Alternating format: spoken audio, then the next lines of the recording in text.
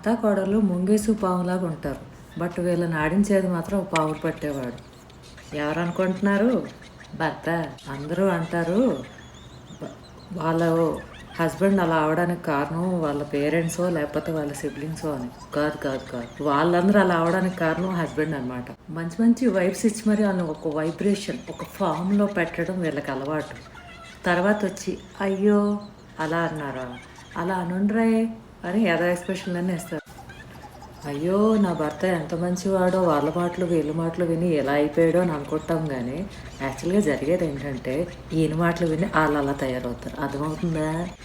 ఆడేవాళ్ళు చుట్టాలు ఇంట్లో వాళ్ళు అయితే ఆడించేవాడు మాత్రం మన భర్త గారే.